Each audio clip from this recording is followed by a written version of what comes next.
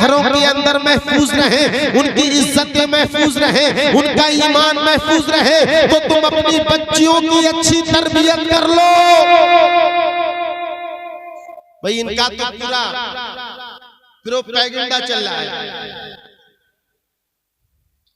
पूरा प्रोपेगेंडा चल रहा है कि मुस्लिम बच्चियों की तरफ प्रेम जाल फेंको और उनको अपने प्रेम जाल में फंसा करके उनसे शादियां करो। बोलियां लग गई, बोलियां कि अगर तुमने एक मुसलमान लड़की को अपने प्रेम जाल में फंसा करके उससे शादी कर ली तो तुम्हें 1 लाख रुपए दिए जाएंगे।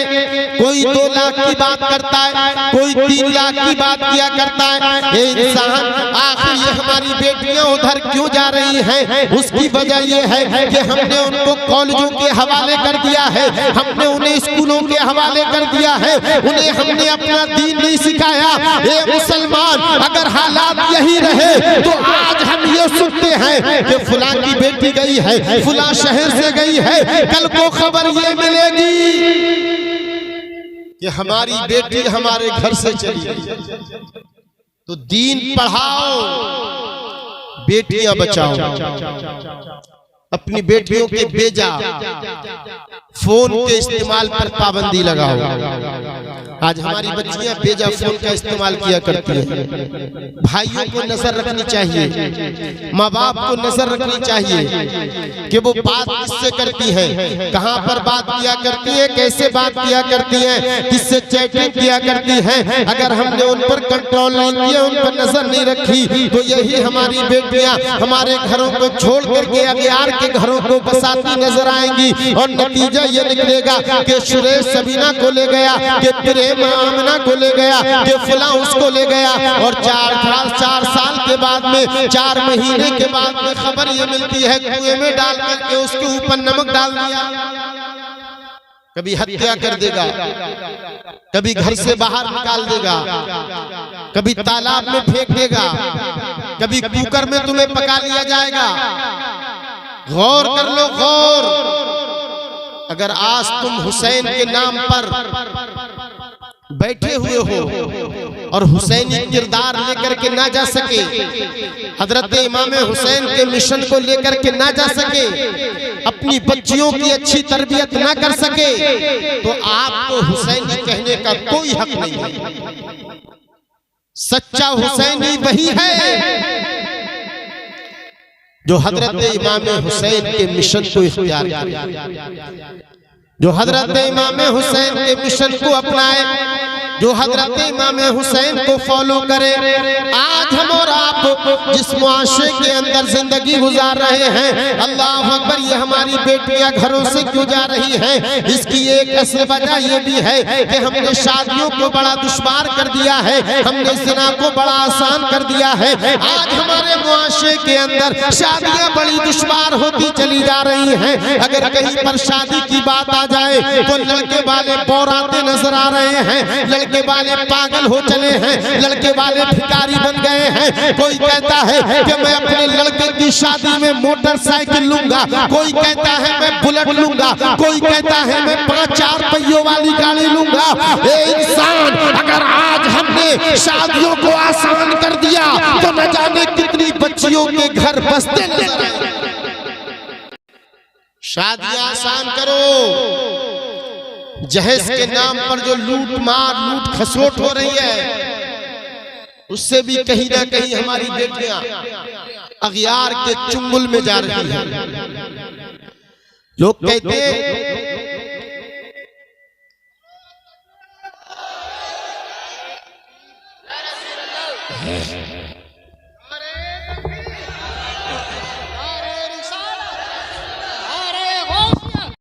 बस लगे आला हजरत इश्क मोहब्बत हजरत अल्लामा सैयद उकीवर रहमान साहिब किबला।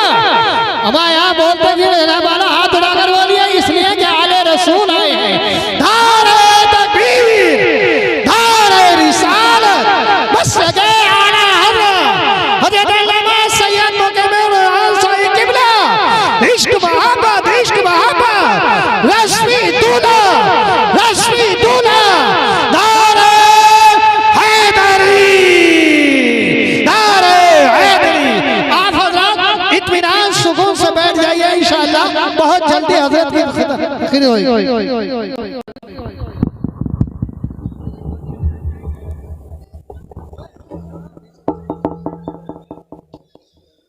देखिए मेंबर ज़िक्र पर हजरत तशरीफ फरमा हो चुके हैं। आपको मेरे बाद बहुत ही जल्द हजरत का खिताब नायाब समाप्त करना है। मैं आखिरी बात कह करके आपके सामने से रुखसत हो जाऊं।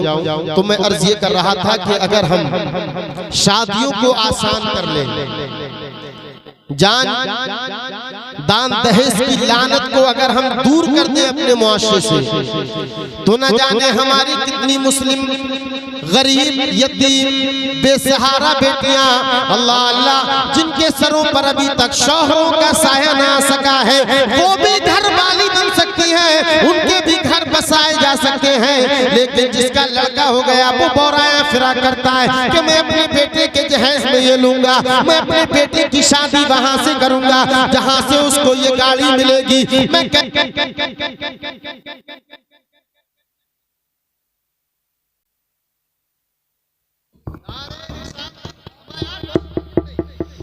तो लोग दुनिया के अंदर मांगते फिरते हैं, वो तो फकीर हुआ करते हैं। जो तेरे मेरे दरवाजे पर जाकर के बैठ जाया करते हैं वो फकीर हुआ करते हैं। लेकिन जो लड़की वाले के दरवाजे पर जाकर के अल्लाह अकबर बड़ी लंबी जहेज की लिस्ट लेकर के जाया करते हैं कि मेरी माँ के लिए ये होना चाहिए, मेरे भाइयों के लिए ये होना चाहिए।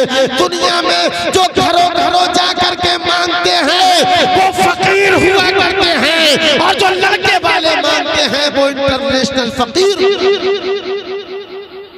तो शादियां आसान कीजिए। अगर वाकई हमने शादियों को आसान कर दिया तो जो बाप जिसकी 3 जवान बेटियां घर के अंदर हैं, और जब वो अपनी तीनों बेटियों को देखता है और शादी के बारे में सोचता है, रात में नींद नहीं आती है तो नींद की गोली खा करके सोता है। अगर हमारे नौजवान शादियां आसान करने की तरफ आ जाएं तो न जाने कितने गरीब बाप लोगों को चैन और सुकून की नींद आ सकती है। लेकिन शर्त यह है कि हमें और आपको मुस्तफा प्यारे सल्लल्लाहु अलैहि वसल्लम की हदीस पाक पर अमल करना होगा।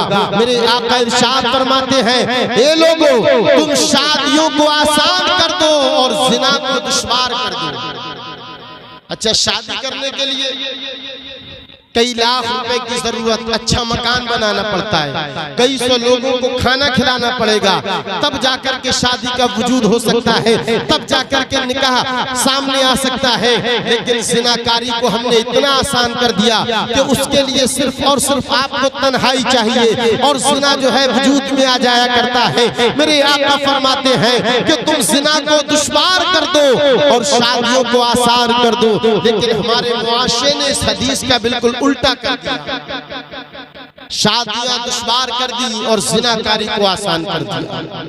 आज हम रोना रो रहे हैं कि बारिश नहीं हो रही, चौमासे का मौसम चला है, हमारे खेत जो है सूखे हुए हैं, हमारे आमाल तो इस लायक हो चुके हैं, इस लायक हो चुके हैं कि हमारे ऊपर पत्थरों की बारिश हो जाए तो वो भी कम है।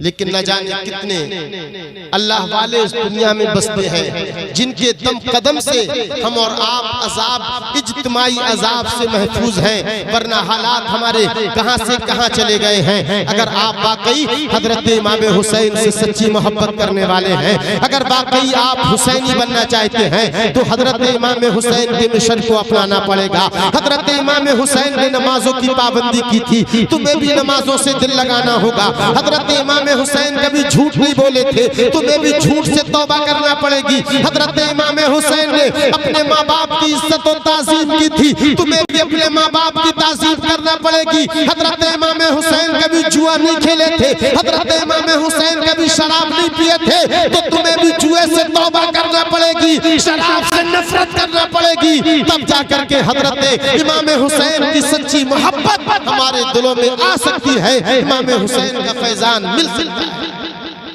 तो हजरत इमाम हुसैन को फॉलो कीजिए। हजरत इमाम हुसैन ने करबला की सरजमीन पर अपने सर को, अपने कुंबे को, अपने खानदान को अल्लाह की बारगाह में पेश करके पूरी दुनिया को यही पैगाम दे दिया था, ए लोगों, अगर तुम अपनी बका चाहते हो, अगर तुम और तुम लोग इज्जत चाहते हो, अल्लाह की यहाँ इज्जत चाहते हो, तो इसके लिए कुछ कुर्बानियां पेश करना पड़ेंगी। हजरत इमाम हुसैन ने अपनी जान की कुर्बानी पेश की है, औलाद की है, लेकिन तुम्हें अपनी जान की कुर्बानी पेश नहीं करनी है, तुम्हें अपनी औलाद की कुर्बानी पेश नहीं करनी है, सिर्फ और सिर्फ तुम्हें अपने ख्वाहिशात नफ्स की कुर्बानी पेश करनी है। इंशाअल्लाह फिर हजरत इमाम हुसैन का फैजान हमारे ऊपर जारी सारी हो जाएगा। कत्ले हुसैन असल में मर्गे यजीद है, इस्लाम जिंदा होता है। हर करबला के बाद अल्लाह रब्बुल इज्जत हम सब पर हजरत इमाम हुसैन का फैजान जारी सारी फरमाए। कलमा तय्यब पढ़े, ला इलाहा इल्लल्लाहु मुहम्मद रसूलुल्लाह सल्लल्लाहु अलैहि